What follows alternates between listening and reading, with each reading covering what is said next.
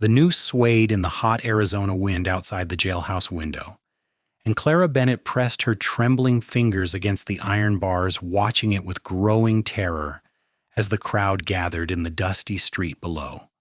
23 years old and alone, in the mining town of Copper Ridge in the summer of 1882, she had arrived only 3 months prior with nothing but a worn carpetbag and desperate hope for a fresh start, never imagining she would end up accused of stealing $2,000 from the very bank that had employed her as a clerk. The money had vanished from the vault during her shift, and despite her tearful protests of innocence, Sheriff Dalton had locked her up based solely on circumstantial evidence and the venomous testimony of head banker Richard Ashford, who swore he had seen her lingering near the vault that fateful afternoon. Clara sank onto the narrow cot in her cell, her cotton dress stained with dust and despair. She had no family to vouch for her character, no friends in this harsh town carved from red rock and ambition. The other women who worked at the boarding house where she rented a room had turned their backs immediately, fearing association with an accused thief would tarnish their own reputations. Tomorrow morning the judge would arrive from Tucson, and by all accounts he was a hanging judge with little patience for thieves in these lawless times. The jailhouse door creaked open, and Clara heard the shuffle of boots across the wooden floor. She did not bother to look up until a deep voice spoke from just beyond her cell bars, a voice that carried something different from the contempt and suspicion she had endured for the past week. "Miss Bennett, my name is James McAllister. I have some questions for you if you are willing to speak with me." Clara raised her eyes and found herself looking at a man who stood well over 6 feet tall, with broad shoulders that filled his dusty trail coat, and dark hair that curled slightly at his collar beneath a weathered Stetson. His eyes were the color of storm clouds, gray and searching, and they studied her face with an intensity that made her breath catch. He was perhaps 26 or 27, with the sun-weathered skin of someone who spent his days in the saddle, and a quiet confidence that suggested he knew exactly who he was in this wild country. "I have already told my story a dozen times," Clara said wearily, but something in his steady gaze made her continue. "No one believes me?" "I am not no one," James said simply. He pulled a wooden chair closer to the bars and sat down, his movements deliberate and unhurried. "I work as a ranch hand at the Triple Creek spread about 10 miles north of here. But before that, I tracked outlaws for the territorial marshal for 3 years. I happened to be in town picking up supplies when I heard about your case, and something about it does not sit right with me."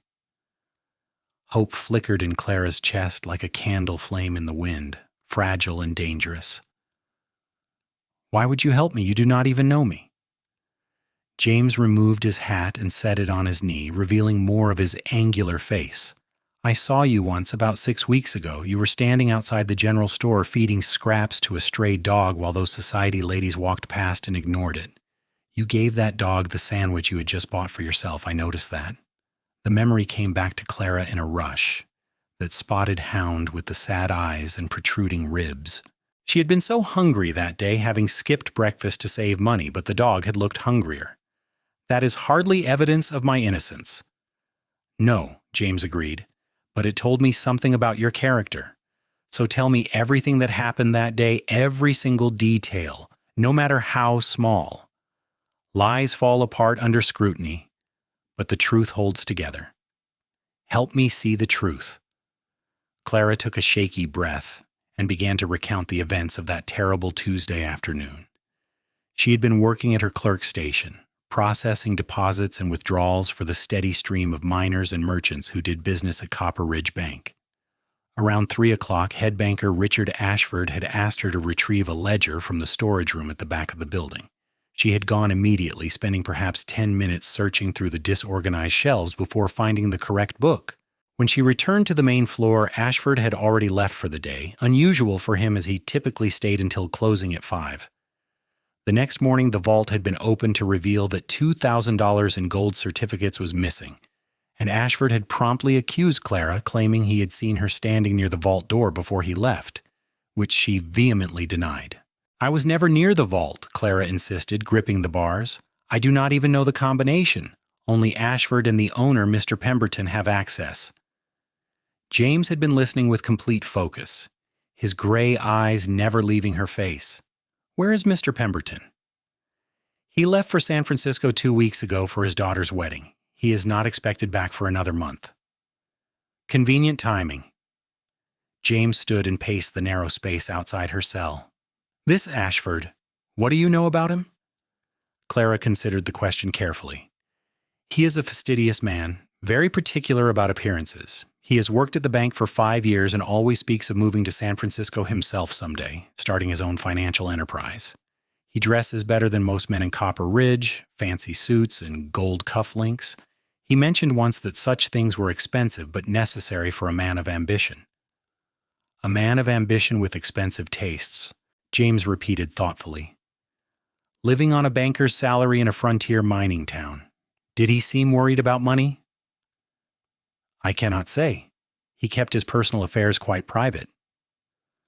Clara felt her hope growing stronger as she watched James think through the pieces of the puzzle. "You truly believe I am innocent?" It was not a question, but James answered anyway. "Yes, I do, and I am going to prove it." The certainty in his voice sent warmth through Clara's cold fear. She had been so alone, so convinced that she would die for a crime she did not commit, and now this cowboy with storm-gray eyes was standing between her and the noose. "Why?" she whispered. "Why are you doing this for me?" James met her gaze, and something unspoken passed between them, a connection that defied logic and circumstance. "Because someone should. Because you deserve the truth to come to light. And maybe because when I saw you in that cell, I could not walk away." Sheriff Dalton returned then, his heavy boots announcing his presence. "Time is up, McAllister. Stop filling her head with false hope." "There's nothing false about it, Sheriff," James said evenly, settling his hat back on his head. "I am going to find out what really happened to that money." The sheriff snorted. "You have until the judge arrives tomorrow at noon. Good luck with that." James looked back at Clara one more time, and she saw a promise in his eyes that made her believe, for the first time since her arrest, that she might actually live to see another sunset. "I will be back," he said quietly, and then he was gone. Clara listened to the jailhouse door close and wrapped her arms around herself. The afternoon sun slanted through the barred window, painting stripes of gold across the stone floor, and she allowed herself to imagine a future beyond these walls, a future that somehow included the determined cowboy who had looked at her like she mattered. James McAllister strode out into the blazing heat of Copper Ridge's main street, his mind already working through possibilities and angles. He had meant what he said, every word of it, but he had not mentioned the way his heart had kicked against his ribs when he first saw Clara Bennett's face, pale and frightened, but still defiant, still strong. He had not mentioned that he had thought about her more often than he cared to admit since that day outside the general store, the gentle way she had knelt in the dust to feed that stray dog, the soft kindness in her voice. He certainly had not mentioned that seeing her locked in that cell, accused and alone, had stirred something fierce and protective in him that went far beyond his old instincts as a tracker. He had 12 hours until the judge arrived. Time to get to work. James headed straight for the Copper Ridge Bank, a sturdy brick building that stood out among the wooden storefronts lining the street. The bank had closed for the day, but he knew the owner kept an apartment on the second floor. He knocked firmly on the side door and waited. A middle-aged woman with graying hair and a suspicious expression opened the door. "We are closed." "I'm looking for information about Richard Ashford," James said politely. "I'm investigating the theft on behalf of Miss Bennett." The woman's expression softened slightly. "That poor girl. I am Martha Pemberton, the owner's wife. I stayed behind when my husband went to San Francisco because someone needs to mind the bank, even if we had to close temporarily after that dreadful business." She studied James for a moment, then stepped aside. "Come in. I will tell you what I know." Inside the tidy apartment, Martha offered James coffee and settled into a chair by the window. "Richard Ashford has worked for my husband for 5 years, as I suppose you already know. He is competent enough, but there is something slippery about him. I never trusted him fully, though I could not put my finger on why. Has he mentioned any financial difficulties? James asked. Martha tapped her fingers on the arm of her chair. Not in so many words, but I happened to be in town about 3 weeks ago when I saw him coming out of the Silver Strike Saloon in the middle of the afternoon. He looked agitated, and he was speaking with Rusty Coleman, who runs the gambling operation upstairs. They seemed to be arguing about something. James felt a tingle of recognition. Rusty Coleman was known throughout the territory as a ruthless card dealer who was not above intimidation or violence to collect debts. Did you hear what they were discussing? No, but Richard saw me and went white as a sheet. He practically ran down the street. Where is Ashford now? He has not shown his face since the arrest. Claimed he was too distraught by Miss Bennett's betrayal to work. He is staying at the Grand Hotel, I believe. James finished his coffee and stood. Thank you, Mrs. Pemberton. You have been very helpful. Mr. McAllister, Martha called as he reached the door. I saw that girl working here. She was honest and hardworking, always early and never a penny out of balance in her accounts. I told Sheriff Dalton as much, but he did not seem interested in hearing it. I am interested in hearing it, James assured her, and I will make sure the truth comes out. The Grand Hotel was the finest establishment in Copper Ridge, which meant it had carpets in the hallways and real glass in the windows. James took the stairs 2 at a time to the second floor and found room 7. He knocked and waited, his hand resting casually near the Colt revolver at his hip. No answer came. James knocked again, louder this time. Mr. Ashford, I need to speak with you about the bank robbery. Still nothing. James tested the doorknob and found it locked. He glanced down the empty hallway, then pulled a small pick from his pocket, a skill left over from his martial days.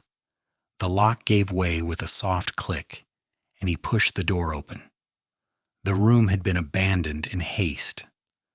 Dresser drawers hung open, empty except for a few stray collar studs. The bed was unmade, and a broken cufflink lay on the floor, gold and gleaming in the lamplight from the window. James picked it up and examined it closely. Expensive, as Clara had mentioned. He searched the room methodically, checking under the mattress, behind the washstand, inside the empty wardrobe. In the dustbin near the door, he found a crumpled piece of paper. He smoothed it out carefully and read the scrawled message. Final notice. You owe $3,000, payment due immediately or face consequences. R.C. R.C. Rusty Coleman. James folded the note and tucked it into his pocket. The pieces were coming together now, forming a picture of desperation and betrayal. Ashford had gambling debts he could not pay. He had stolen the money from the bank and framed Clara to cover his tracks. And now he had run. But where? James left the hotel and made his way to the livery stable at the edge of town. The stable master, a grizzled man named Pete, was brushing down a bay mare. Pete, did Richard Ashford rent a horse in the last day or two? Pete spat tobacco juice into the straw. Sure did. Yesterday evening, just before sunset. Paid for a week in advance and rode out heading south. South meant the border with Mexico, only 2 days' hard ride away. Ashford was making a run for it with the stolen money. James felt urgency pulse through him. If Ashford made it across the border, he would disappear forever and Clara would hang for his crime. I need my horse saddled and ready to ride in 10 minutes, James said, and I need a fresh mount as well in case I have to push hard. Pete nodded and got to work. James spent the time gathering supplies, filling his canteen, checking his rifle. The sun was sinking toward the horizon now, painting the desert in shades of orange and crimson. He would have to ride through the night if he wanted to catch Ashford before the banker reached the border. But first, he needed to tell Clara what he had discovered. He returned to the jailhouse as the lamplighters were making their rounds. Sheriff Dalton was gone for the evening, leaving his young deputy in charge. The deputy, a nervous kid named Tommy, who could not have been more than 19, nodded when James entered. I need to speak with Miss Bennett, James said. Tommy hesitated. Sheriff said no more visitors. Sheriff Dalton is not here, and I have information about the case. James kept his voice calm but firm. 5 minutes, Tommy, that is all I need. The deputy relented and led him back to the cells. Clara stood immediately when she saw him, her hands wrapping around the bars. In the lamplight, James could see the exhaustion in her face, but also the spark of hope that flared when their eyes met. "Did you find something?" she asked breathlessly. "I found enough to know you are innocent, and I know who really took the money," James said, stepping close to the bars. He told her quickly about his conversation with Martha Pemberton, the abandoned hotel room, the note from Rusty Coleman. "Ashford is running for the Mexican border. I am going after him right now." "Right now? But it is nearly dark, and the desert at night—" "I know the risks," James interrupted gently. "But if I do not catch him before he crosses into Mexico, we lose our chance to prove your innocence. The judge will arrive at noon tomorrow, and without Ashford and the money, you will be convicted." Clara's fingers tightened on the bars. "You could be killed out there. Ashford might be desperate enough to fight, or you could get lost, or your horse could step in a hole." Her voice broke. "I cannot let you risk your life for me." James reached through the bars and covered her hand with his own. The touch sent electricity through both of them, a jolt of connection that neither could deny. "Clara," he said, and it was the first time he had spoken her given name, "I am not letting you hang for something you did not do. I will bring Ashford back, and I will bring the money, and you will walk out of here a free woman. That is a promise." Tears spilled down Clara's cheeks. "I do not even know how to thank you. You are the only person who believed in me, who looked at me and saw the truth." "I see more than the truth when I look at you," James said quietly, his thumb brushing across her knuckles. "I see someone brave and kind, someone worth fighting for.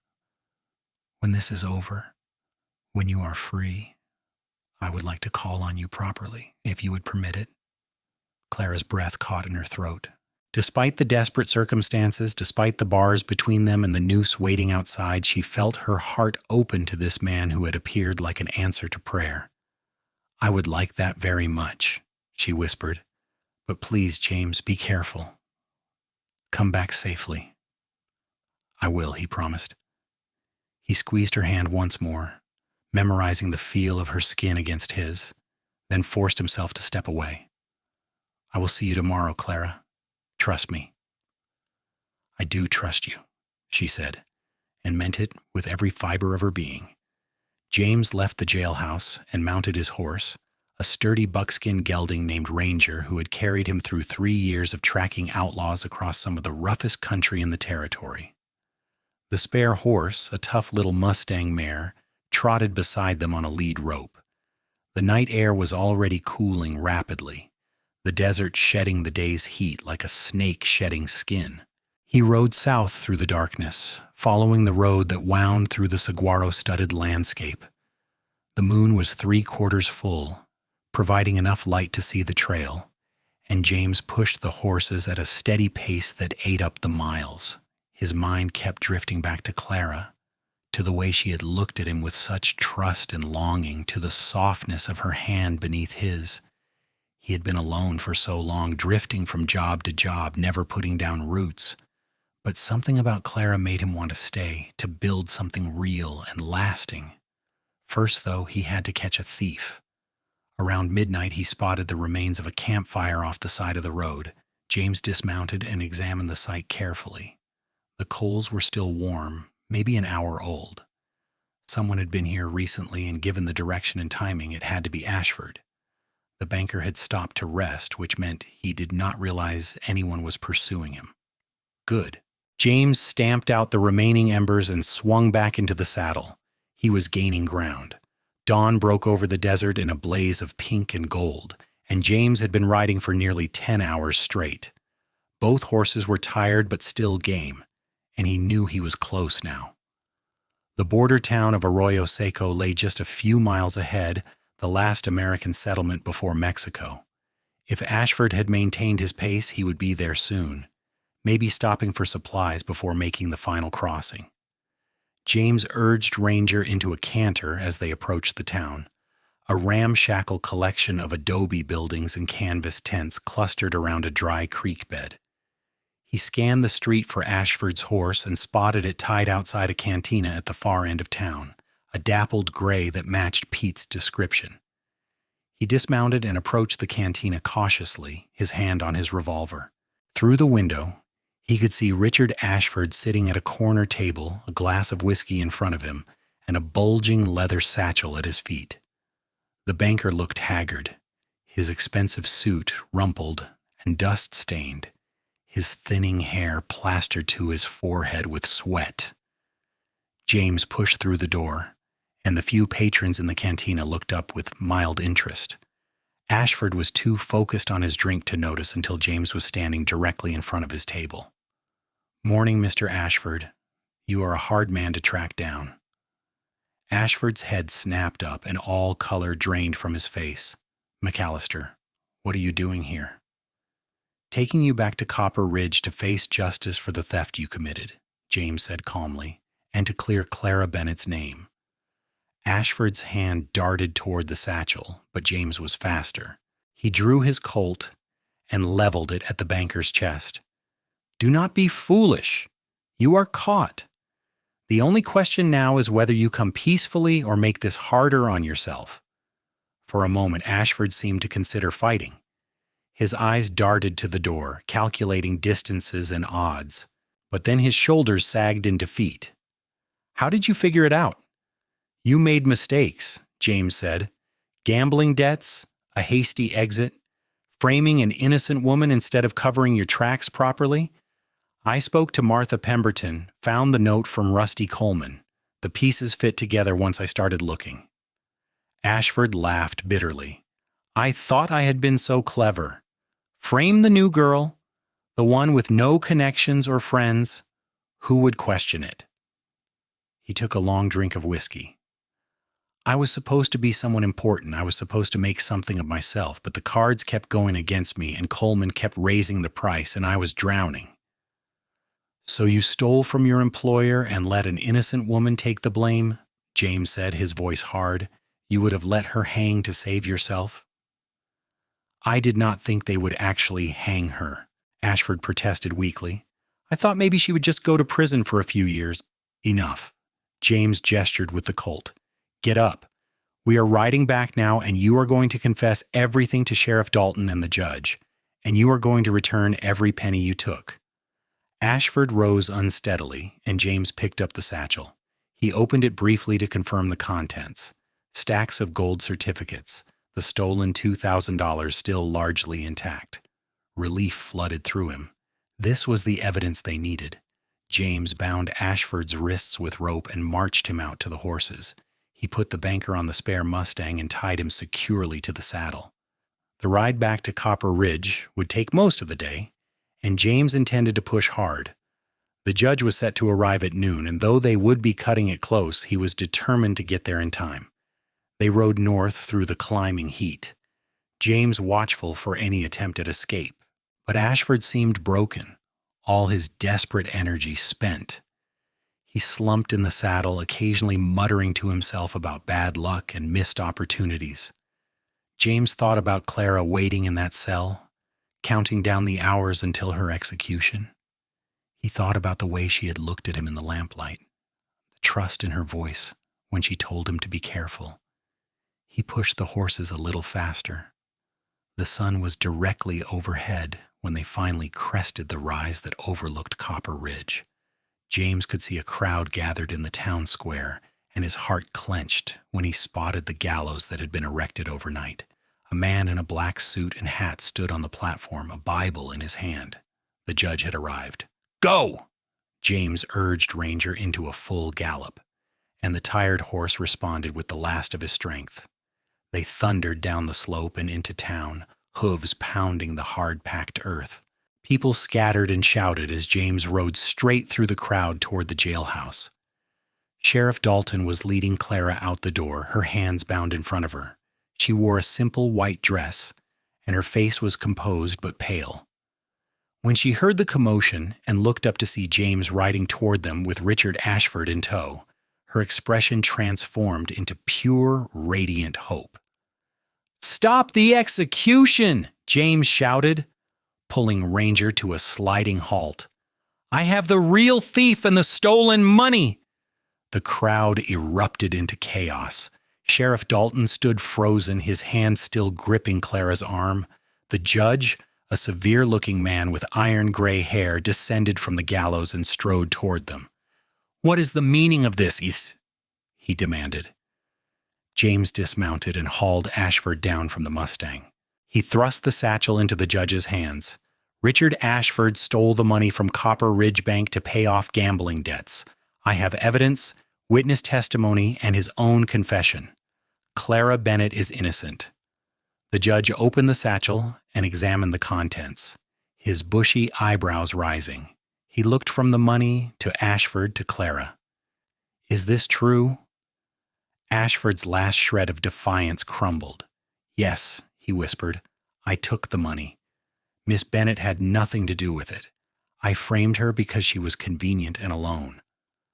A collective gasp rippled through the crowd. Sheriff Dalton released Clara's arm as though burned. "Miss Bennett, I must apologize." But Clara was not looking at the sheriff. She was looking at James, and there were tears streaming down her face.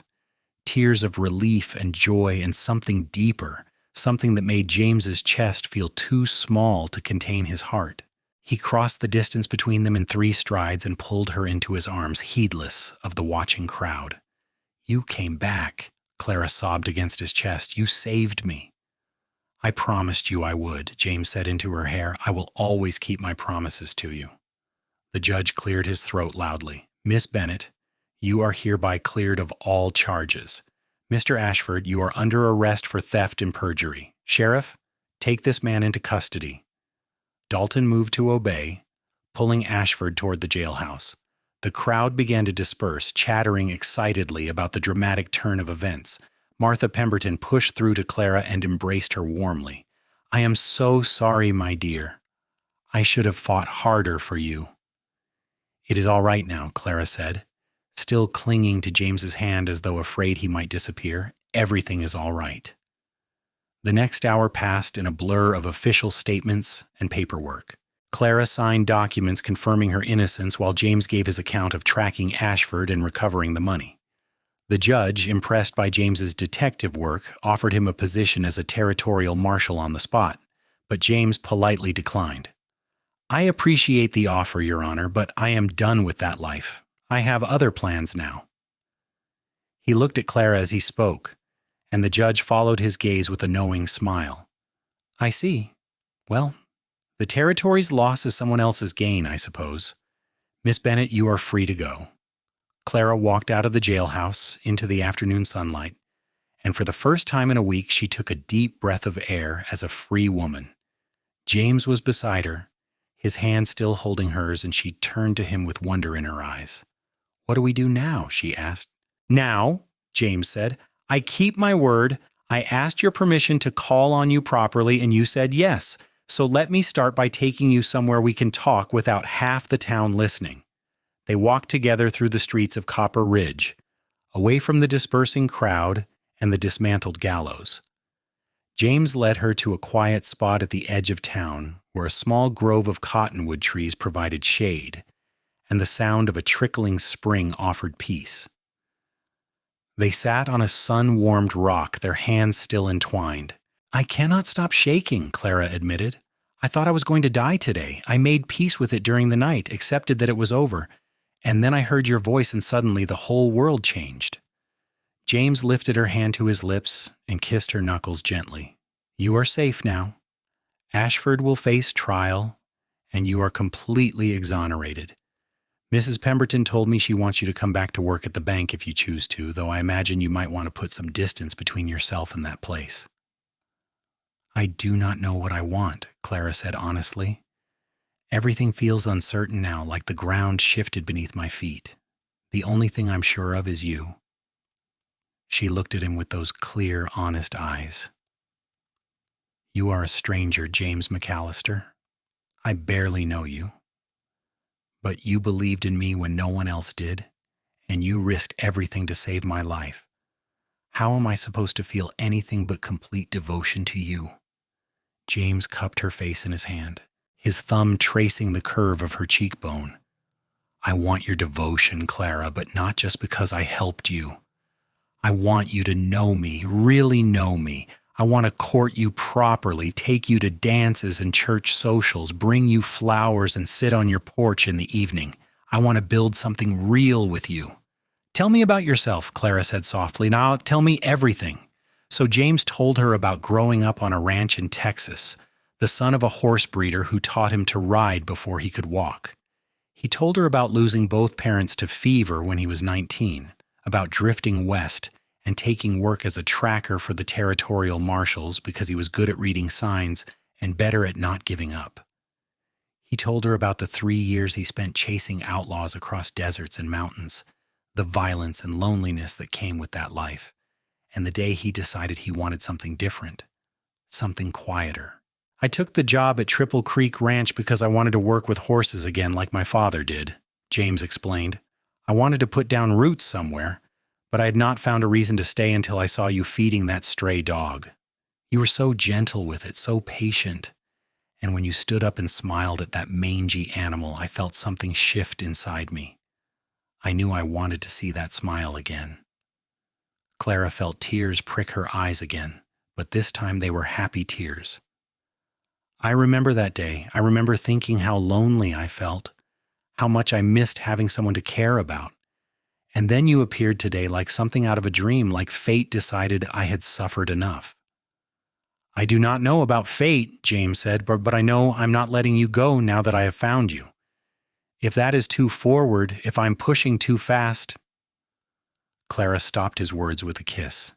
It was tentative and sweet, their first kiss born from desperate circumstances and impossible hope. James wrapped his arms around her and deepened the kiss, pouring all his relief and longing and fierce protection into the connection between them. When they finally pulled apart, both were breathing hard. "That was not too forward," Clara whispered. "That was perfect." They sat together under the cottonwood trees until the sun began to sink toward the western horizon, talking about everything and nothing. Clara told James about growing up in Missouri as an only child, about losing her mother to consumption and her father to drink, about the hard years working as a seamstress in St. Louis before deciding to head west for a fresh start. She told him about her dreams of having a real home again, a place where she belonged and people who loved her. "You will have that," James promised. "I will make sure of it." In the weeks that followed, James proved himself a man of his word. He called on Clara every evening after finishing his work at the ranch, bringing her wildflowers he picked from the desert, and once, memorably, a young puppy that looked remarkably like the stray dog she had fed months before. "His name is Lucky," James said as Clara laughed and cuddled the wiggling bundle of fur. "I figured you could use some luck after everything you went through." Clara kept the puppy, and Lucky became a fixture in her small room at the boarding house. She decided not to return to work at the bank, unable to stomach the memories of her false accusation. Instead, she took a position teaching at the newly opened school in Copper Ridge, working with children aged 6 to 14. The work brought her joy, and the families in town slowly began to accept her again, embarrassed by their quick judgment. James was a constant presence at her side through it all. He escorted her to Sunday services and sat in the back row of her classroom when he had time, watching her teach with quiet pride. He introduced her to the other ranch hands at Triple Creek, good men who accepted her into their circle without question. He taught her to ride a gentle mare named Rosie, taking her on long evening rides through the cooling desert to watch the spectacular Arizona sunsets. And he courted her with a patience and tenderness that made Clara fall more deeply in love with him every single day. 3 months after Richard Ashford's trial and conviction, James invited Clara to dinner at a small restaurant in Tucson, a full day's ride from Copper Ridge. They made the journey on horseback, staying overnight at a respectable hotel, and Clara felt the anticipation building between them like a storm gathering strength. Over dinner, James reached across the table and took both of her hands in his. "Clara, I need to ask you something, and I want you to think carefully before you answer." Clara's heart began to race. "All right. "I love you," James said simply. "I have loved you since the day I saw you in that jail cell and knew I would do anything to save you. These past months with you have been the happiest of my life, and I cannot imagine a future that does not have you in it." He pulled a small velvet box from his pocket and opened it to reveal a simple gold band set with a single small diamond.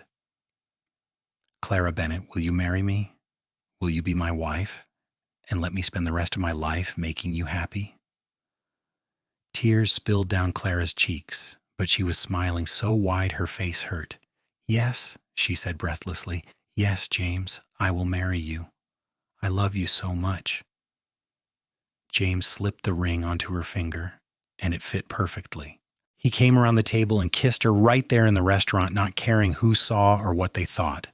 Clara kissed him back with all the love and gratitude and fierce joy in her heart. They were married 6 weeks later in the small church in Copper Ridge, with half the town in attendance to celebrate.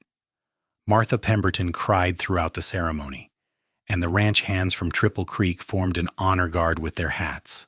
Clara wore a dress of ivory lace that she had sewn herself, and James wore a new black suit that made him look devastatingly handsome. When the preacher pronounced them husband and wife, the kiss they shared was full of promise and passion. James had saved his money carefully, and he used it to make a down payment on a small ranch about 5 miles from Copper Ridge. It was modest, just 80 acres with a sturdy house, a barn, and a creek that ran year-round, but to Clara it was paradise.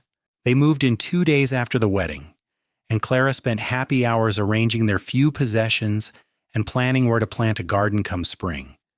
That first night in their new home, James carried Clara across the threshold, and they consecrated their marriage with laughter and tenderness and a passion that left them both breathless and complete.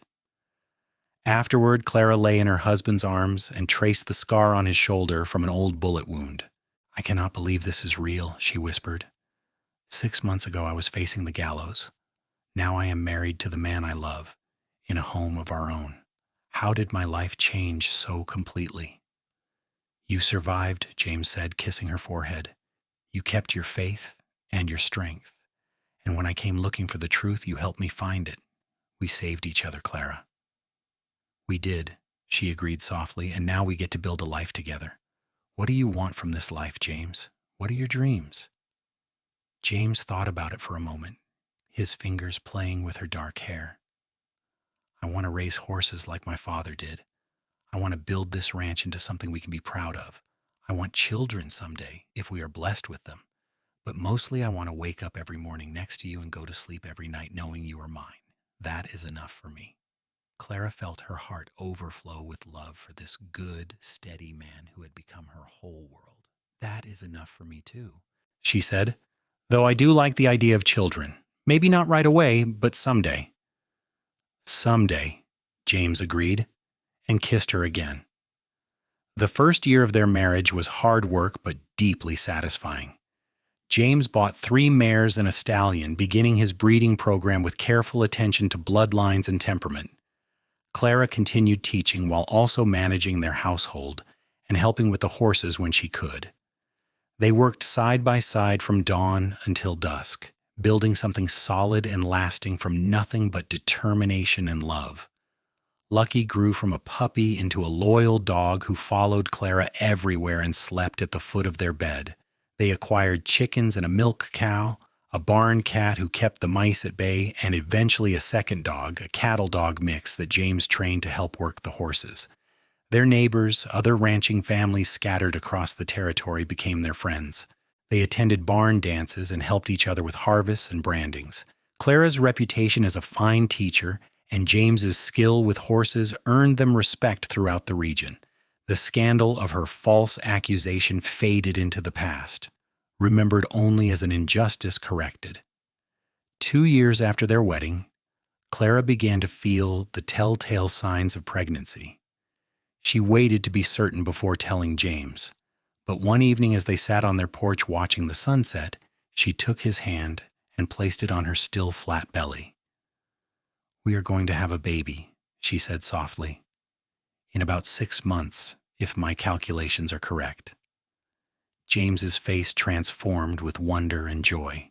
He dropped to his knees in front of her chair and pressed his ear to her stomach as though he could already hear their child's heartbeat. "A baby," he breathed. "Clara, we are going to be parents." "Are you happy?" Clara asked, running her fingers through his hair. "I've never been happier in my entire life," James said fervently. "You have given me everything I never knew I needed." The pregnancy progressed smoothly, and in late February of 1885, on a cool evening with stars blazing in the clear desert sky, Clara gave birth to a healthy baby boy. They named him Samuel, after James's father, and he had his mother's dark hair and his father's gray eyes. James held his son with trembling hands, this tiny, perfect miracle, and felt his world shift and expand. "Hello, Samuel," he whispered. "I am your father, and I promise you, I will always keep you and your mother safe." Clara watched her husband cradle their newborn, and she felt a contentment so deep it bordered on sacred. This was her family, the home she had always dreamed of, built from the ashes of false accusation and near death. Every moment was precious because she understood how easily it could have been lost. As Samuel grew from a baby into a toddler, the ranch prospered. James's horses gained a reputation for intelligence and stamina, and buyers came from as far as New Mexico and California to purchase his stock. Clara had to give up teaching when Samuel was born, but she poured her energy into their home and family, creating a space filled with warmth and love. When Samuel was 3 years old, Clara discovered she was pregnant again. This time, she gave birth to a daughter in the spring of 1888, a beautiful girl with James's features and Clara's gentle spirit. They named her Rose, after the mare that had taught Clara to ride, and Samuel proved to be a devoted older brother. The years rolled by with the steady rhythm of ranch life. Samuel learned to ride almost as soon as he could walk, following his father everywhere with eager questions and boundless energy. Rose was quieter, more thoughtful, content to help her mother in the garden or read books on the porch. In 1891, Clara gave birth to their third child, another boy they named Daniel, who had his mother's dark eyes and a mischievous streak that kept them all on their toes. Through it all, James and Clara's love only deepened. They had built something remarkable together, a partnership rooted in trust and strengthened by adversity. On their 10th wedding anniversary, James took Clara back to Tucson, leaving the children with neighbors for a few days.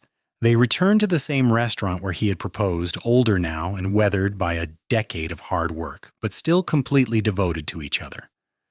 "Do you remember what you said to me the night I proposed?" James asked over dinner. Clara smiled. "I said yes, quite enthusiastically, as I recall." "You also said you could not believe your life had changed so completely in just 6 months," James continued, "from facing the gallows to marrying me. I have been thinking about that a lot lately."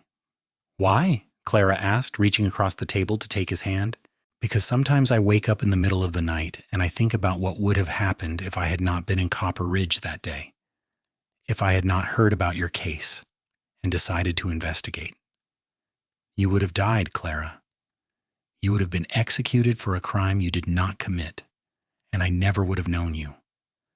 We would never have had Samuel and Rose and Daniel. All of this happiness would never have existed." Clara squeezed his hand. "But you were there. You did investigate. You saved my life, and in doing so, you gave us both a future we never could have imagined." "I just want you to know," James said intensely, "that I thank God every single day that I was in the right place at the right time. Loving you and building this life with you has been the greatest privilege of my existence." Clara felt tears sting her eyes. "I love you, James McAllister. You are the finest man I have ever known, and I am grateful for every moment we have together." They spent that night in the hotel making love with the same passion and tenderness they had shared on their wedding night, reaffirming the bond that had carried them through a decade of life. The next morning they rode back to their ranch and their children, ready to continue building their future together. As the 19th century drew to a close, the McAllister Ranch was recognized as one of the finest horse breeding operations in Arizona Territory.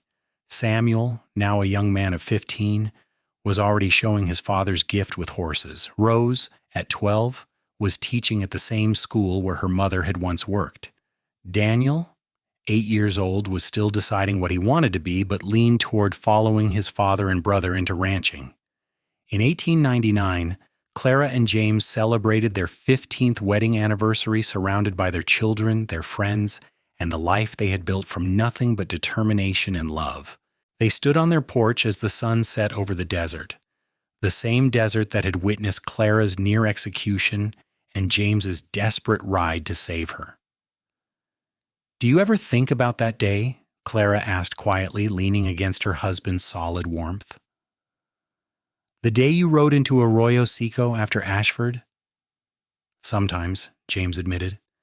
"I think about how close we came to losing everything before we even had it, but mostly I think about how grateful I am that I trusted my instincts and believed in you when everyone else had given up." "You saw me," Clara said. "Really saw me. Not just the accusations and circumstances. You looked deeper and found the truth." "I found you," James corrected, "and that made all the difference." As the stars began to appear in the darkening sky, Samuel called from inside that dinner was ready. James and Clara walked into their home, hand in hand, surrounded by the laughter and love of their family.